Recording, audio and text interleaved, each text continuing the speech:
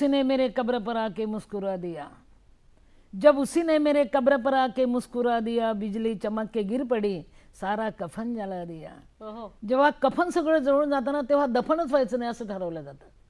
माझं कफन मी जळू दिलं, दफन झाले नाही, आणि म्हणून मला आता सांगायचा अधिकार आहे, दफन होऊ नका, कफन जळलं तरी चालेल, जगायला शिका, उभं राहा, पावलं उचला, उद्याची सकाळ तुमची. आणि हे जगून आलं रे. जिओ खरंच. एक तुमच्याकडे पाहिल्यावर ना धीर येतो, खूप आशा वाटते. असं असं वाटतं की नाही, जसं आपण देवळात जातो आणि आपल्याला वाटतं नाही आपली कामं होणार आहेत. अशा किती जणी तुमच्याकडे येत असतील आज? अगो हजारो फोन, हजारो बाया, पण सगळेच काही मला भेटायला येत नाही, काही काही आशीर्वाद घ्यायला येतात. परवाला एक मुलगी आली, खरं तर आजच्या तरुण मुली फार अरसिक झाल्या, जगावं लागतं रे. तो जादूगाराचा खेळ नाही बाबा आयुष्य म्हणजे. परवाला एक मुलगी मला भेटायला आली आणि मला म्हटली, माई मी आत्महत्या करायला चालले, मला आशीर्वाद द्या. अयो आत्महत्या करायला आशीर्वाद होय? म्हणे आत्महत्या जर इतक्या सोप्या असतील, एवढं पटकन करण्यासारखं असेल तर संपलं ना, झिरो बजेट झालं सगळं आयुष्यच. मग मी तिला सांगितलं की बेटा एक लक्षात ठेव, कोणी कोणाचं नसतं, कोणी कोणाच्या मागे येत नसतं बाळ, मी जगले तू जग. याचं कारण मेरे जनाजे के पीछे सारा जहां निकला, कोई बात नाही. जनाजा यानी प्रेत यात्रा. मेरे जनाजे के पीछे सारा जहां निकला, मगर वो नहीं निकले जिनके लिए जनाजा निकला. अरे ज्याच्यासाठी प्रेत यात्रा निघाली तो निघत नसतो, मग त्याची वाट पण पाहिजे नाही ना. तुझ्या प्रेताला तू खांदे द्यायला शिक, तुझं आयुष्य तुला सांगेल चल पुढे, आगे बढो हम पीछे आता है. जगणं मग ते उद्याची फाट आपली. म्हणजे निशब्द म्हणावं ना तसं होतं. ज्या आपल्या माणसांचं प्रेम, आपल्या माणसांची आस्था पारख कधी मायेची मिळाली नाही, पण लोकांची लोकप्रियता लाभली. आज हे आज झालंय, म्हणजे गेल्या काही वर्षातला प्रवास पाहिला तर मला असं म्हणायचं की माणसं मोठी होतात, समंजस असतात, म्हणून एवढं मोठ्याला काम करू शकतात की काम करत असताना ती मोठी आणि समंजस होत जातात, असं एक मनात येतं. नंतर काही माणसं आपलं काम अर्धवट सोडताना दिसतात. तुमचं काम अव्याहत चालू आहे, दिवस रात्र चालू आहे. याचं कारण आहे बेटा, माझं काय होईल हे मला माहिती नव्हतं, काय होणार आहे पुढे हे मला माहिती नाही. मला फक्त एकच माहिती आहे की फक्त चालत राहायचं आहे. आणि त्यात मग खाच खळगे, अडीअडचणी, धोक्यांची स्थळं, पाय घसरण्याच्या जागा, काटे कुठे हे रुतणारच आहे ना, बोचणारच आहे ना. जग यायचं तेव्हा येईल, पण तू तर जगापर्यंत पोचायचा प्रयत्न कर ना, ही आपली जिंदगी आपल्याला सांगते. आणि फुलांच्या पायघड्यावरून चालताना मला एक कळलं आयुष्यात, फुलांच्या पायघड्यावरून चालताना काटे बोचले तर सहन करायला शिक. काट्यांना फक्त बोचणं माहिती असते, वेदना कळत नसतात. काटे बोचल्याशिवाय वेदना कुठे कळतात ना, काट्यांना वेदना कुठे कळतात. म्हणून आपले पाय एवढे घट्ट करायचे, काय होईल नाही होईल निसर्गावर सोडून द्या, कल की बात खुदा के हाथ. पण आपले पाय आपण एवढे घट्ट करायचे की एक दिवस काटे आपल्याला सांगतात, आइए वेलकम सुस्वागतम, हम झुकता है तुम चलना सीखो, हम झुकता है तुम चलना सीखो. आणि मग कळतं अरे बरं झालं आपण इथपर्यंत आलो, एवढा प्रवास झाला. मग मागं वळून पाहताना गरगरते फार चालत आले असं वाटतं, पण चालणं भाग असतं, म्हणून चालत राहायचं आहे बेटा. त्या चालण्याने मला शिकवलं, त्या चालण्याने मला जिंदगी कळाली. आणि स्वतःसाठी जगता आलं नाही तर दुसऱ्यांसाठी जगायला लागले, दुःख हलकं झालं, रस्ते कळले. तो एक क्षण असेल माई की ज्या क्षणी तुमच्यावरचे संस्कार चांगले होते, तुमच्यातली एक वेगळी ताकद होती. नाहीतर त्या क्षणाला काही बायका संपून जातात किंवा काही बायका वेगळ्या वाटेलाही बळजबरीने जाऊ शकतात. कोणती अशी ताकद सापडली तुम्हाला की नाही मला याच मार्गावर जायचंय, काय असं जाणवत होतं? नाही, याच्या मागे थोडीशी पुणे म्हणायला पाहिजे किंवा याच्या मागे थोडीशी अज्ञात शक्ती पण हाताला धरून चालते काय असं वाटतं कधी कधी. पण एक खरं आहे बेटा की संकट यावेत. संकट हा आपला गुरु असतो, संकट आपली ऊर्जा असते. संकट आल्यानंतर मरणं हा एक भाग, पण संकट आल्यावर सुद्धा मी त्यावर पायदून उभं राहायला शिकेल हा दुसरा भाग. मी संकटाने गुदमरले नाही, मी संकटावर पायदून उभे राहिले. संकटाची उंची कमी झाली, मला श्वास घेता आला. त्यामुळे संकट ज्याच्यावर येत नाही तो घडू नाही शकत. संकट यावेत, आपल्याला जखमा व्हाव्यात, कुठेतरी परिस्थितीने आपल्याला पोळवून टाकावं, म्हणजे मग सावलीचं सुख कळतं रे. आता इतकी भव्य सावली मला मिळते की त्या वेदना थोड्याशा जास्त डासतात की किती लांब आलो आपण. प्रत्येकीने हे करायला पाहिजे. दिवस उगवतो, इंतजार करे का रात्रीचा, आणि बाईने ते केलाच पाहिजे. माणसं मरू शकतात, बाई नाही मरत. मी बाई होते म्हणून जगले. आईला मरायचा अधिकार नाही बेटा. माझ्यात आई होती ना, तिने जगवलं म्हणून आज माई झाले. म्हणून परवाला 2 ओळी लिहिल्यात मी की कर्मभोगाचा अंधार पिलं त्यात सापडली, आजही अंधार कोसळतो ना आमच्यावर. ते कर्मभोगाचा अंधार पिलं त्यात सापडली, उजेडाच्या साठी तिनं वात काळजाची केली. काळजाची वात करते ती आई असते माझ्या बाळ, म्हणून बापापेक्षा आई कणखर. कर्मभोगाचा अंधार पिलं त्यात सापडली, उजेडाच्या साठी तिनं वात काळजाची केली. ती अंधाराला नाही घाबरत, ती काळीच पेटवते. त्याचं नाव आई असते, माय असते माझ्या बाळ. आणि आईनी राष्ट्राच्या मरू नये, लेकी बाळीनी संपू नये. तिच्या सावलीची गरज आहे देशाला. माय नाही तर काही नाही, देश नाही तर कुछ नाही. हे जिला कळालं ती अमर झाली. का खचायचं, का रडत बसायचं, का मरायचं? नाही मरायचं, गाडून घ्यायचं ना नव्याने उगवायचं. हे संकट शिकवते आपल्याला. हे जे तुम्ही इतकं छान बोलता, म्हणजे अक्षरशः न्हाऊ माखू घालताय या सगळ्या कवितांमधून आणि सुंदर शब्दांमधून. हे आवडत गेलं, ह्याचा अभ्यास करावासा वाटला की ओढ होती कुठेतरी? कारण एकट्याच तुम्ही अशा वेगळ्या झाला. तो खूप जणी आहेत आज, पण नाही सगळ्या माई होऊ शकत. नाही, याचं कारण आहे बेटा, मला खूप वाचायला मिळालं असतं, मला खूप उपलब्ध झालं असतं तर मला इतकी चव नसती कळाली. आता मला हाच प्रश्न हजारो लोक विचारतात की माई तुम्हाला हे सगळं येतं कसं? तुमच्याजवळ काही कागद नसतं, काही नसतं, नोट्स काढलेल्या नसतात, हे येतं कसं? याचं कारण आहे मी इतक्या कठीणतेतून वाचलं ना, मला काही उपलब्ध होत नव्हतं. मग मी जे वाचायची ते खूप पाठ करून टाकायची आणि नंतर तो कागद मी चावून चावून खायची. मी चावून खाल्लं, पचवलं, ते आता उगवायला लागलं. एका मेरा दोष आहे, मी तर पहिले खाऊन पचवलं, नंतर जगून पचवलं रे. आता त्याच्यावर पीएचडी केल्या तरी कमी आहेत. नाही, माझाच मुलगा पीएचडी करतो. मी सांभाळलेलं पिल्लू, मेरी बिल्ली मेरे पर म्याऊ. पण ते मांजरीला आवडतं, हे तितकंच असतं. पुणे युनिव्हर्सिटीत तो पीएचडी करतोय आता. हो, मांजरीचे दात पिल्लाला लागत नाहीत, हे तितकंच. पण कशावरून लागत नाही? अगं लागत पण असतील, कोणी मांजरीच्या तोंडात दिले आपलं मग कोट्ट पुरं. नाही, ते म्याव करत नाही. पण मांजरीला माहित आहे माझं लेकरू आंधळ असू नये, म्हणून तिचा तो प्रयास असतो बेटा. आईने असं डोळस असलं पाहिजे, आईने लेकर आंधळे असणार नाही याची पण काळजी घेतली पाहिजे. आणि मी तर जन्म दिला नाही रे, मी यशोदा आहे आणि देवकी नाही. माझे लेकर तर जास्त डोळस असले पाहिजे, तर ते जगाला सामना करतील ना. हा जो डोळसपणा तुम्ही म्हणताय, आज पुरुषाकडे शस्त्र आहे, ताकद आहे, ह्या दोन्ही गोष्टी. त्यामुळे स्त्री स्वतःला आजही निर्बल समजते, त्याच्यामुळे ती आपल्या जगण्याचा आस्वाद घालवते, असं नाही वाटत? म्हणजे खूप शिकलेल्या, अगदी वेल एज्युकेटेड ज्याला आपण म्हणतो, अशा स्त्रियांना सुद्धा व्हॉइस नसतो. आपण काय निर्णय घ्यावा हा त्यांना कळत नाही. या अवस्थेला तुम्ही काय म्हणाल? काय म्हणते की बेटा, हाच मूळ मुद्दा आहे की माणसाकडे शस्त्र असतं, ताकद असते, शक्ती असते, पण बाईकडे अशी एक आतमध्ये उर्मी असते, गुरमी असते, मगरुरी असते, आईपणा असतो.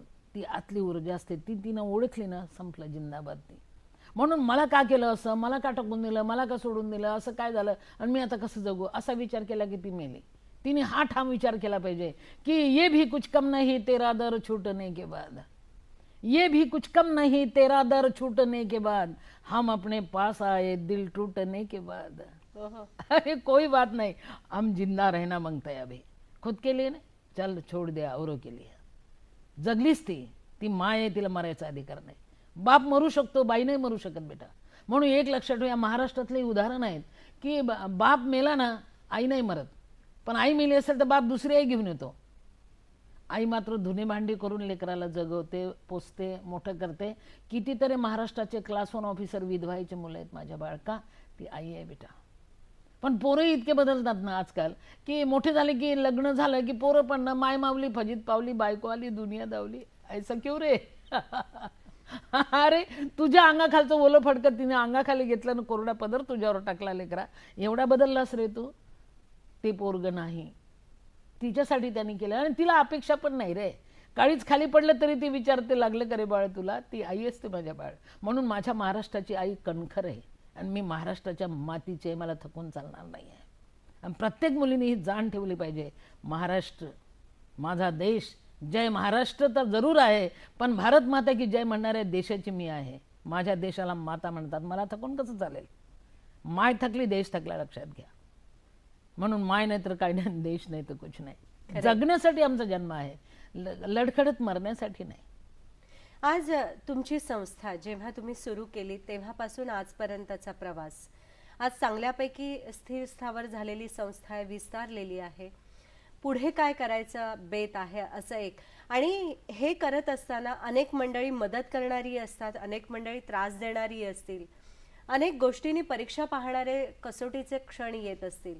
आजही तुम्हाला सिद्ध करावं लागत असतील काही गोष्टी.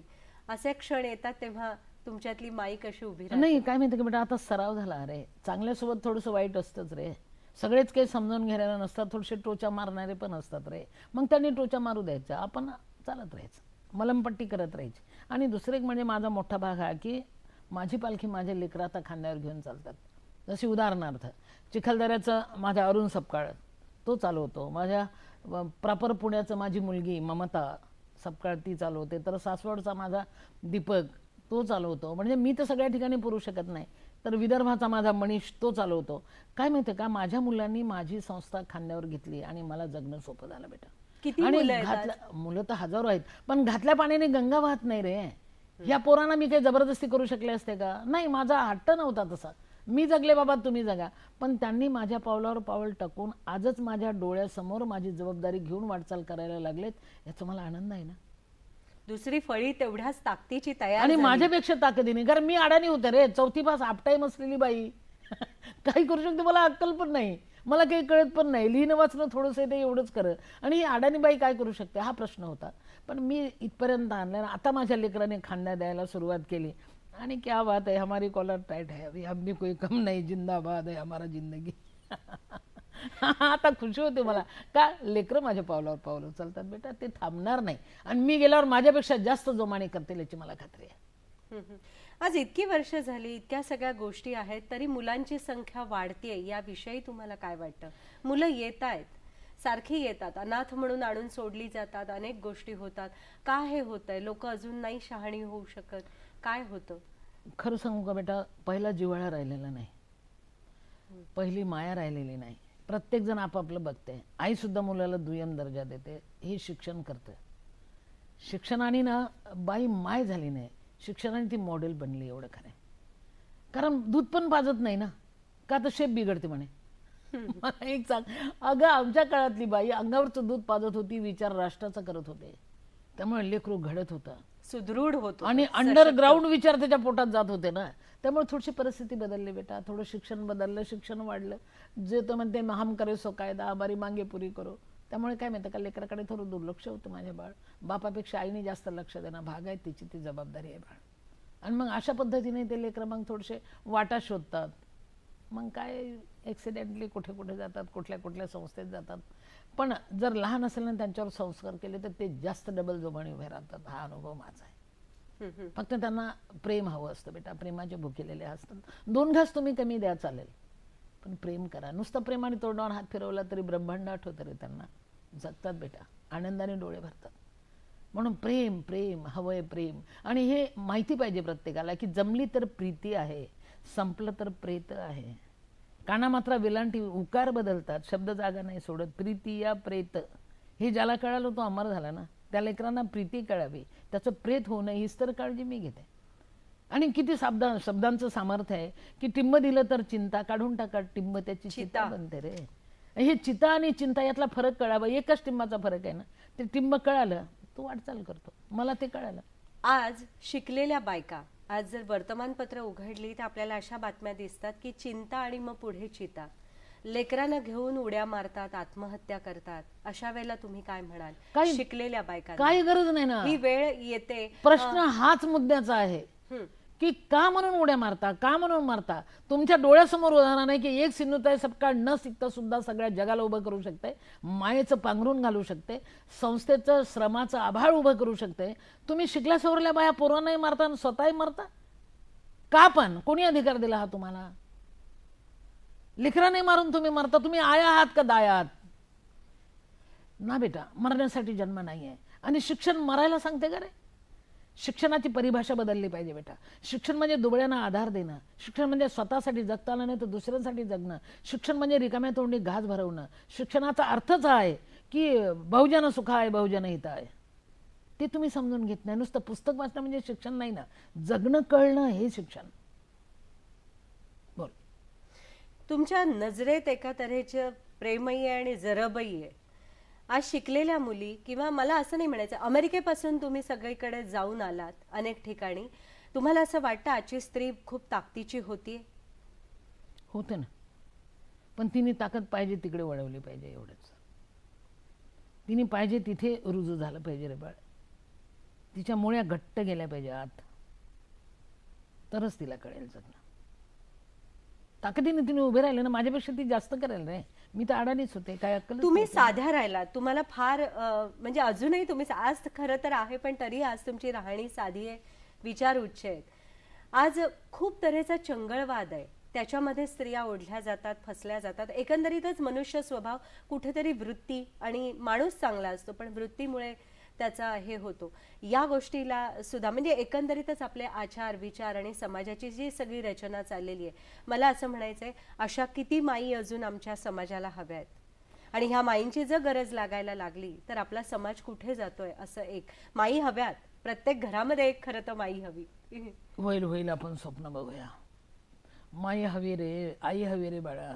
आणि माझंही तेच स्वप्न आहे माझ्या बाळा, की कुठल्याही आईचं लेकरू जाऊ नये, कुठल्याही लेकराची माय जाऊ नये.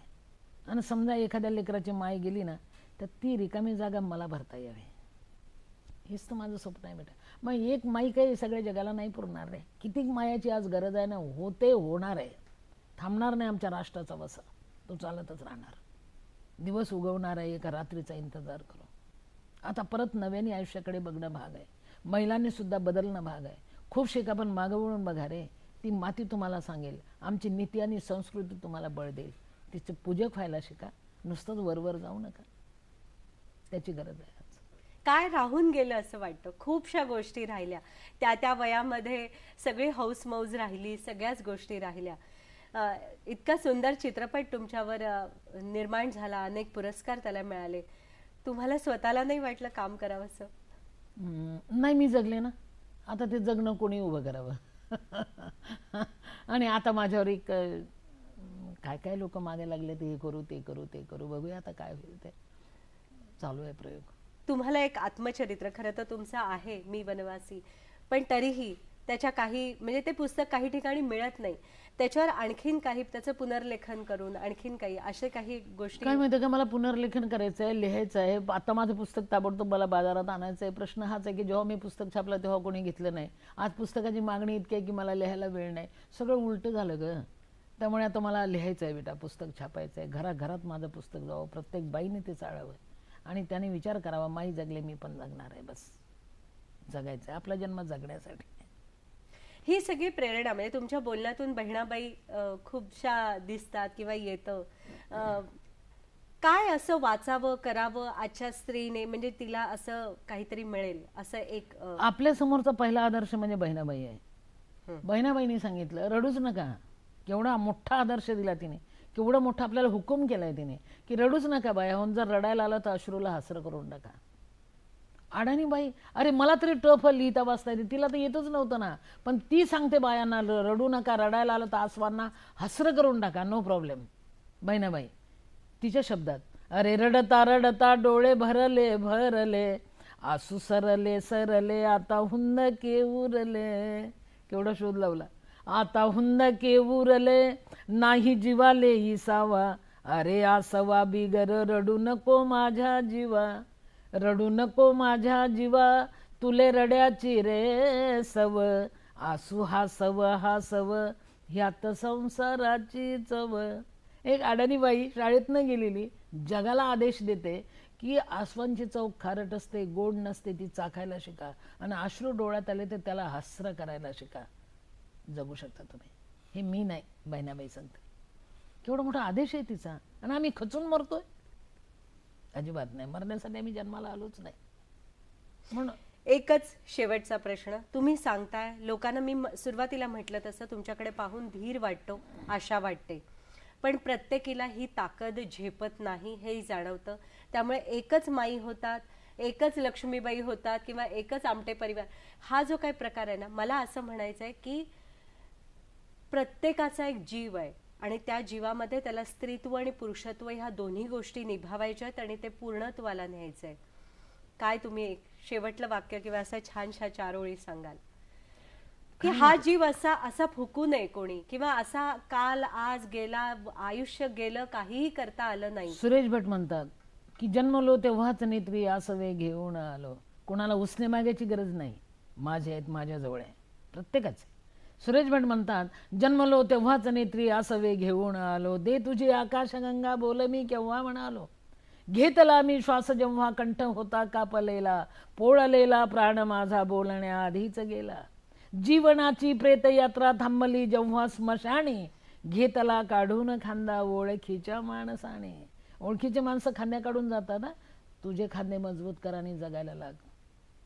आपल्याला जगायचं आहे, मरायचं नाही.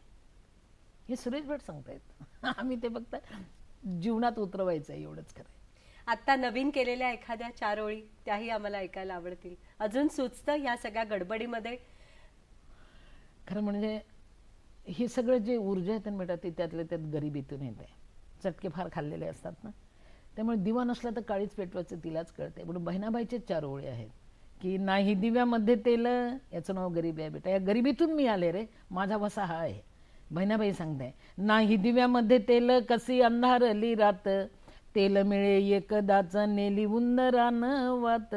संघर्ष वात केली चिंधुकाची, तेल दिव्यात पडलं, सापडेना आग पेटी घोड इथंही अडलं. आगपिढीच नाही, सापडली आग पेटी आग्या वेताळाची लेक, आली आली हाती काडी नाड्या नवसाची एक. शिलगली आग काडी ज्योत पेटली पेटली, अंधाराला घाबरून तीही विझून या गेली. बाहेरचे दिवे दिसतात, तू आतून पेटायला शिक. तुझे रस्ते तुला दिसतील, कोणी मुठीत घ्यायचा प्रयत्न केला त्याला चटके बसतील. ही बहिणाबाई सांगते, मी नाही. जगणं हाच मुद्दा. स्वतःसाठी जगता जगता दुसऱ्यांकडे बघता जगता येतं. माई, हे सगळं तुम्ही इतकं सुंदर सांगताय, पण एक गोष्ट मात्र मला पटते. तुम्ही जे मगाशी म्हणालात ती डोळस वृत्ती हवी आणि डोळस दृष्टी हवी. ती ज्याला मिळते तीच माई होऊ शकते, हे तितकंच अंतिम सत्य आहे असं एक वाटतं. त्यामुळे तुमच्यातल्या करारी पौरुषत्वाला खरोखर आमचा मानाचा सलाम, एवढंच मी म्हणेन. नमस्कार. नमस्कार.